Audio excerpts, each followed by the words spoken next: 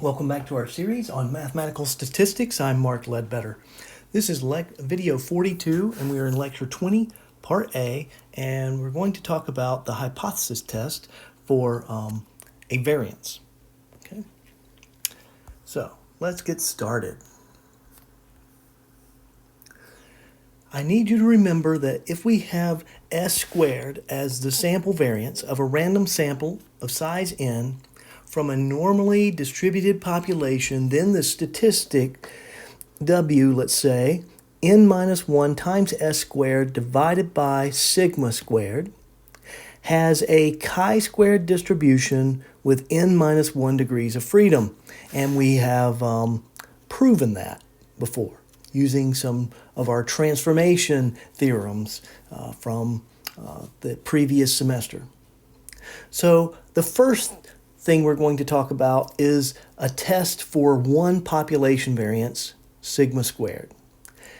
This is extremely important.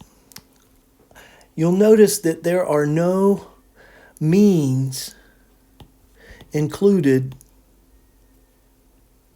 in this statistic. Therefore, the CLT, the central limit theorem, does not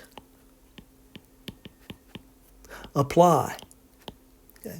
It does not apply. So we can't use the central limit theorem when we're testing variances. So the data has to be normally distributed in order to use this test. If it's not, there are other tests, the easiest of which, besides this one, is a non-parametric test. Okay? So if you don't have normality, you can't use this. So it's really important that you check normality before you check a variance, okay? And so one of the ways to check normality is something called a QQ plot, and most software has that built into it, okay? And for what we're talking about, the data has to be IID, so independent and identically distributed, all right?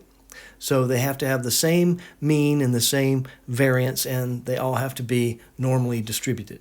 All right. So basically, it's a random sample. And I've put here that the sample size is not important and that the CLT does not apply. So let's try to derive the central limit or the confidence interval.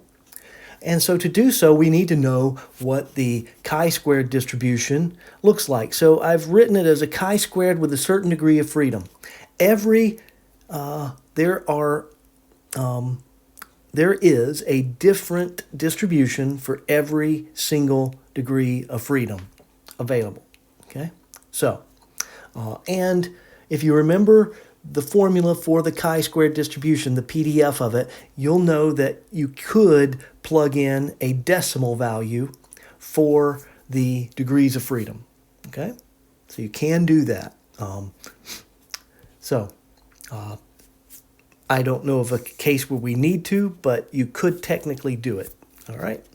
So unless you're using some Satterthwaite or Smith or something like that, degree of freedom calculation like we used in the last section when we had unequal variances and they were unknown, right? Okay, so we want 1 minus alpha in the middle of the distribution. So that means that above the interval, we want alpha over 2, and below the interval, we want alpha over 2. But remember that the chi-squared distribution does not go negative, so 0 is the minimum. And we've got this skewed to the right distribution. The tail, the long tail, is on the right. So this is skewed right or skewed to the right, or positively skewed, because the skew is on the positive side of it, towards the positive side. Okay. So what we want is we want W1. We want the probability that that this statistic, W, is between W1 and W2 to equal, we're choosing these limits, W1 and W2, such that the probability between them is 1 minus alpha. And this is going to be our confidence interval. So this is not a symmetric distribution, so this confidence interval is not symmetric, so we do not calculate the margin of error and add and subtract from the mean. That will not work, and you don't want to do that. Now, I will tell you that the numerical analysis procedures on the computer do use that, and so that's why when you're looking at computer printout, sometimes you have to be very careful, because if they give you a negative estimate for a variance, which does happen, you know that it's because the numerical process that they went through just used a plus or minus from the mean. And for a variance, that's a bad thing to do sometimes. Okay? So what we're going to do is, I've written this out so we don't spend too much time, because we've done these calculations and derivations before. So we've got the probability that W1 is between, or W is between W1 and W2 is 1 minus alpha.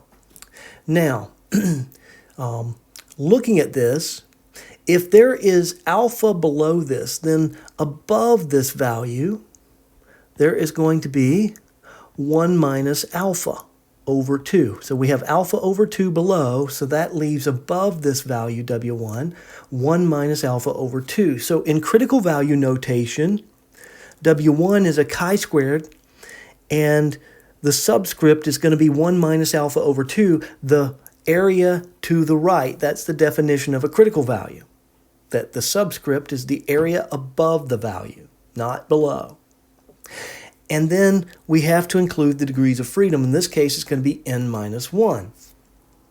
Well, W2 only has alpha over 2 above it. So it's a chi-squared with alpha over 2 and n minus 1 degrees of freedom. So we can rewrite this as the probability that W, and we substitute in for W, is between, we substitute in for W1, we substitute in for W2, and so we've redone our interval. Now we want to solve. So let me come over to here and rewrite this so we can solve without seeing the solution. So we have W1, W2, and this is a chi-squared 1 minus alpha over 2 with n minus 1 degrees of freedom. And let's see, this was n minus 1, s squared over sigma squared. And this is chi-squared, don't forget the square, chi-squared alpha over 2, n minus 1. And we want this for sigma squared, so we want to isolate sigma squared, but it's in the denominator, and we want it in the numerator. In order to do that, we're going to flip or invert the fraction.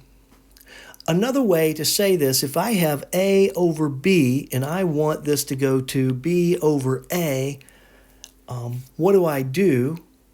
I take this and say, I take 1 and divide it by the fraction.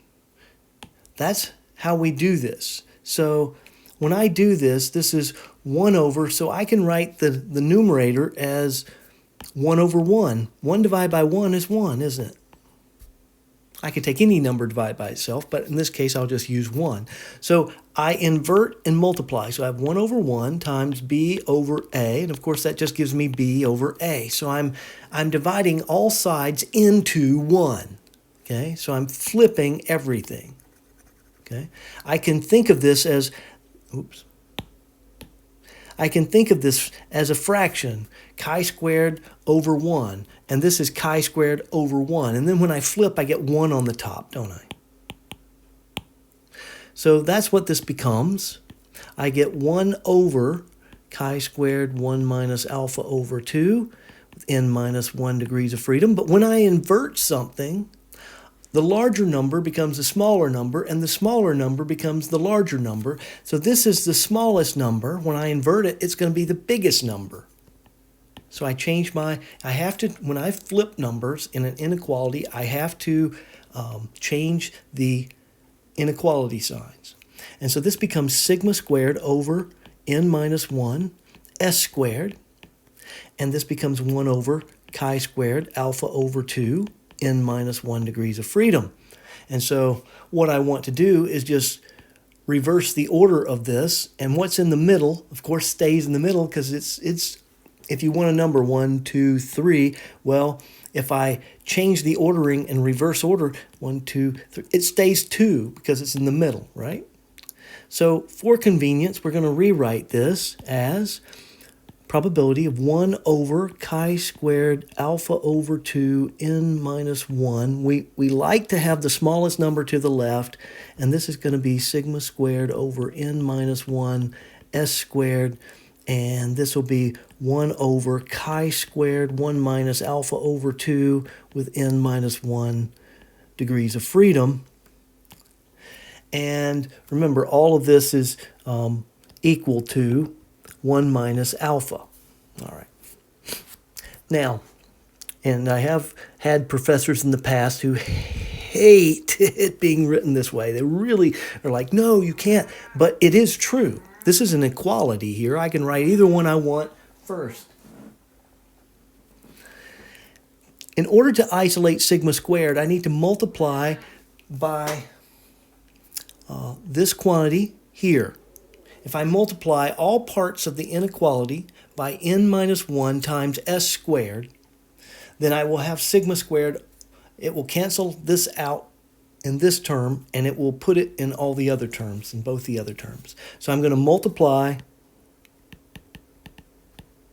by n minus 1 s squared. Now, if I multiply by this, if I multiply something by a fraction, then whatever that is goes in the numerator unless it's 1 over something, right? Unless it's in the denominator. So since this is going to be the numerator, when I multiply by this, it's the same thing as this divided by 1. So that goes in the numerator. So I have n minus 1 times s squared over chi squared alpha over 2 n minus 1. And then in the middle, I'm left with sigma squared. And then I have n minus 1 s squared over chi squared 1 minus alpha over 2 with n minus 1 degrees of freedom equals 1 minus alpha. Therefore, the 100 1 minus alpha percent confidence interval for sigma squared is what's in the parentheses. So n minus 1 quantity s squared over chi squared alpha over 2, the bigger of the two numbers. I'm dividing by the bigger one to get the smaller number. And I have n minus 1 s squared chi squared 1 minus alpha over 2 n minus 1 degrees of freedom. Okay? So this is a CI, or confidence interval, for sigma squared. How about if I do sigma? Well, normally you'd have a problem when you take a square root. You'd have to do the negative or the positive, the plus or minus. But sigma is always greater than 0. So, by the way, I can put a 0 over here. It has to be true. This quantity is made up of all positive numbers. The chi squared is never negative. The s squared is never negative. N minus 1 is never negative. So if you had, and I'm sorry about the cat in the background, Pippi says hi. If you have n equals 1, you end up with 0. But that's not really what we call a sample, right? Usually we think of n as more than 1, so 2 or more. So that makes it positive. But in any case, these are all non-negative values, okay? So we have a 0 there. So when I take a square root of a positive number and the result has to be positive, I can limit myself to the positive of the square root. Sigma is always greater than 0. If it's equal to 0, you don't have a distribution. And remember, this has to be normally distributed data, so it can't be 0. So s squared can't be 0. Okay. So I simply take the square root of everything.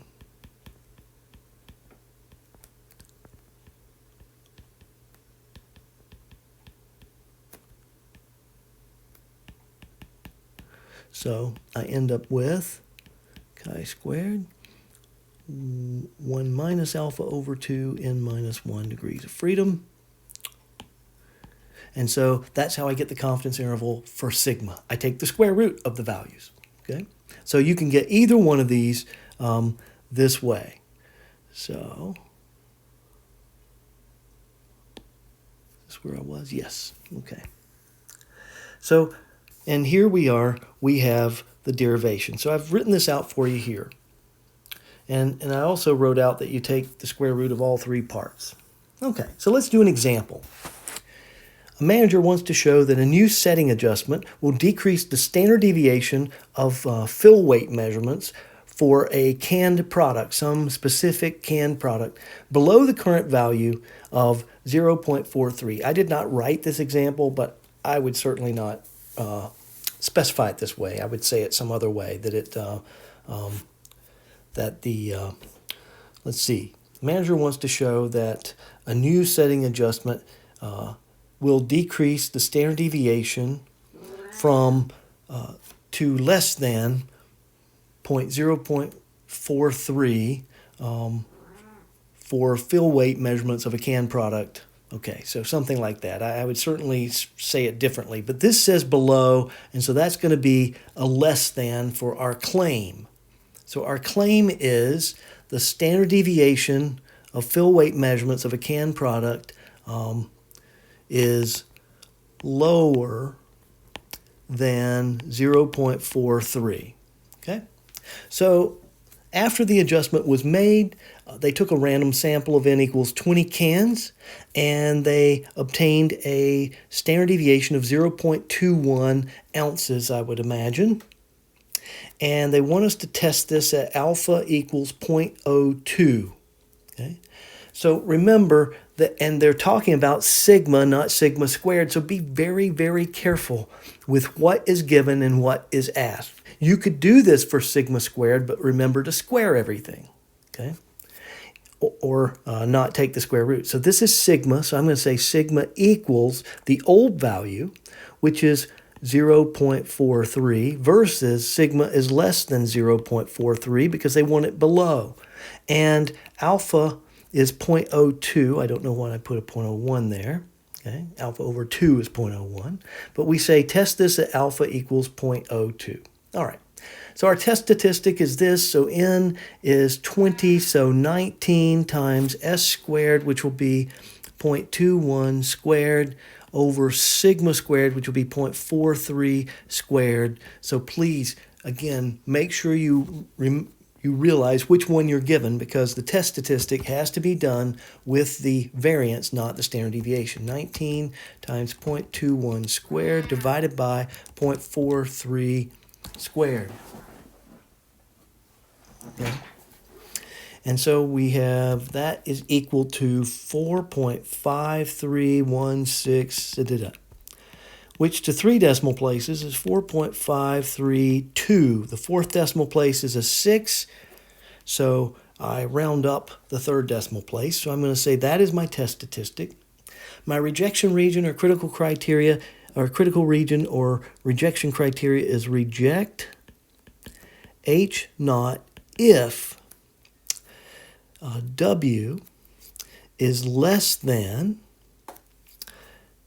chi squared, let's say n minus 1, 1 minus alpha, 1 minus alpha. Why do I say that? Because this is a less than, and I have my distribution, skewed distribution, and I want less than to be alpha over 2. If this is alpha over 2, then the area above has to be 1, or not alpha over 2, alpha, sorry. So the area, this is alpha because it's a less than. So the area above that number has to be 1 minus alpha. So this is going to be a chi squared, 1 minus alpha, and of course, n minus 1 degrees of freedom. And this line is the chi squared n minus 1 degrees of freedom line. And that's the function that goes with it. Okay, so this is going to be my rejection region. So the decision. So in order to do this, I need to look up this value. And so this value is going to be chi squared. 1 minus 0.02 is 0.98. And n minus 1 is 19. So I'm going to go to the chi-squared table.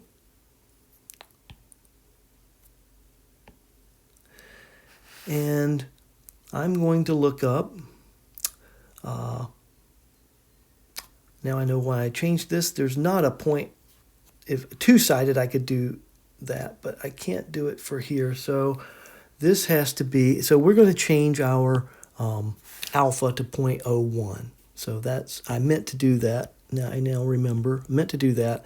This is going to be alpha equals 0.01. And so this is going to be 0.99. Okay. So we need chi squared 0.9919. We look at the table.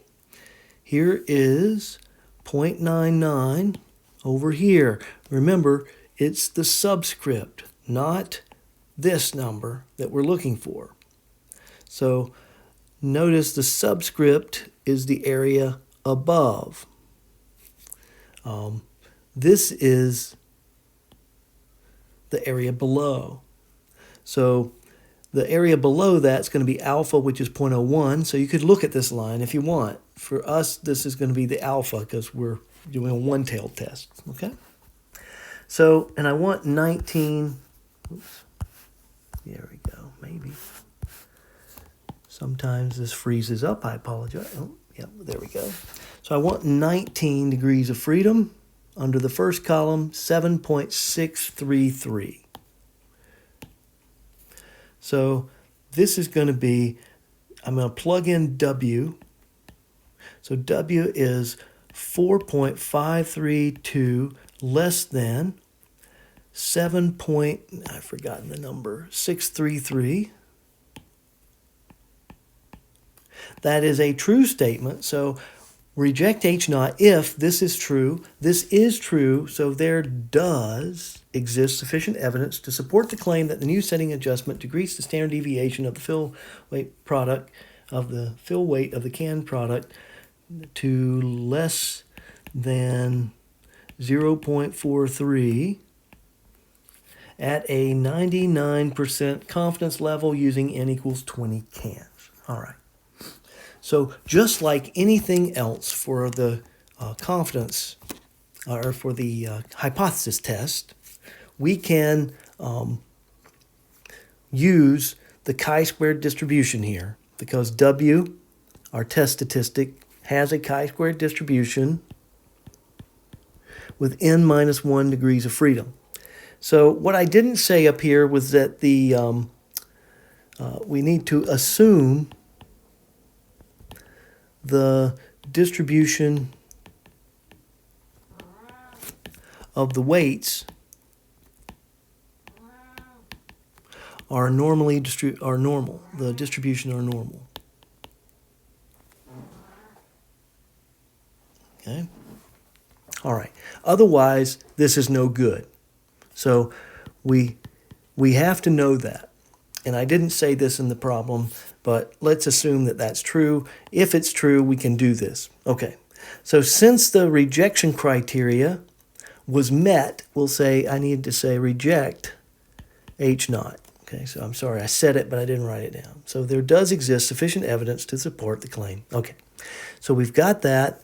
And so we have our normal rejection criteria. So H1, let's say, if I have sigma squared less than sigma squared naught, and you can do the square root, sigma squared greater than sigma squared naught, some number, or sigma squared not equal to sigma squared naught. Our rejection region or criteria is W less than chi squared alpha. No, 1 minus alpha, right? Sorry, 1 minus alpha, chi squared. 1 minus alpha, n minus 1 degrees of freedom. Yep. And if it's greater than, it has to be W greater than chi squared alpha n minus 1 degrees of freedom. And for this, it has to be w less than chi-squared 1 minus alpha over 2 n minus 1. I can zoom in so you can see this a little better.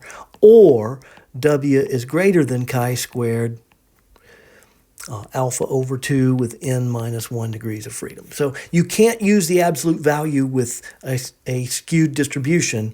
You have to look at both cases, either or. Okay? So those are our rejection criteria, depending on H1. So as always, H1 determines our rejection region. Okay. So I've said this, since the null hypothesis was rejected in part A, it makes sense to calculate a new, and I won't say 98, we'll say 99% confidence interval for sigma. Okay, so I see my problem here is, let's say instead of 99, I'm going to do 98 because I can do that. I can't do a 99 with this table. It doesn't have 0.005, I don't believe. Let's see. No, it doesn't have 0.005 as a level here. It goes to 0.1. So that's the smallest. Okay, so we'll do a 98, and then alpha over 2, instead of being 0.02, will be 0.01, and I can use this. All right, so we're limited to what we can do with the table. Okay, oops.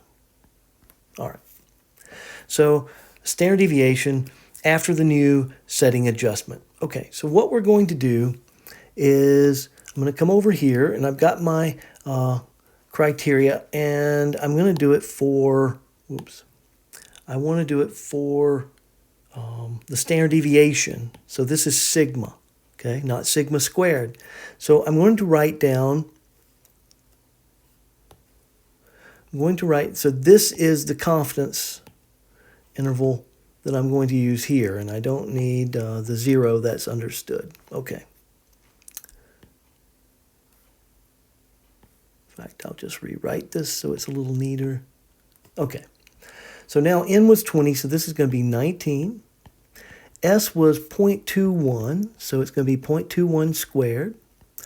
Over, I need chi-squared alpha equals 1 minus 0.98 equals 0.02, so alpha over 2 equals 0.01, so I need 0.01 19, and for this number over here, I need chi-squared 0.99 of 19. So let's get those two numbers from our table. So I've got 0.99, 19, that's 7.633. Oops.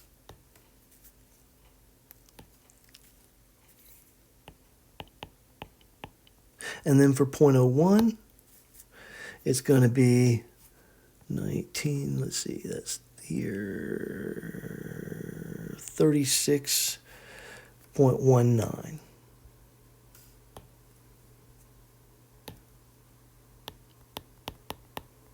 Okay. So the 0.01 is going to be 36.19. Don't forget the square root since we're doing sigma. And then everything will be the same, 19 and 0.21 squared over 7.633. Okay, so we just simply plug in, and we get 19 times, and let me verify that it is 0.21, just to be, yes, it's 0.21. So 19 times 0.21 squared divided by 36.19 is equal to 0.023152846 under the square root. I'm doing an extra step just to so you can verify your numbers. And then I've got 19 times 0.21 squared divided by 7.633, and that's 0.10977333525. I take the square root of that while it's in my calculator, and I get 0.331320619. I take this 0.023152846 231528046 square root gives me 0.15216045568, and that is a 1 there. And so I'm going to round this to 3 decimal places. So I've got 0.152 to 0.331. This is a continuous distribution, so I'm not too concerned whether you put a less than or equal to. That's actually a preference. I think that you have to be further away than this interval to reject, but the probability you're going to actually equal these numbers is 0 in a continuous distribution. So let's see if that's what I got. 152 to 331. Yes. Okay. And then we are 98% confident that the interval here, whoops, forgot to change, contains the standard deviation of the fill weight of the canned product after the new setting adjustment, calculated using n equals 20 cans. Don't forget to always interpret. And you'll notice that the midpoint of the interval is 0.2415, but that is not equal to S. Because the chi-squared distribution is skewed and not symmetric, we can't use a plus or minus here. You can't just figure out one of the limits and say, oh, so that distance from S is going to be the distance on the other side. It's not true. You'll get it wrong. So you have to calculate both limits. All right, that's it for this lesson. I hope this has been helpful. If you have questions, come to virtual office hours. I'm always happy to help you. If you need help before then, by all means, email me, but send me a picture of the problem because I won't know what problem it is otherwise, and a picture of your work so far so I can see how you're approaching it, and that'll allow me to help you quickly and efficiently. Please take care of yourself because we hope to see you here next time.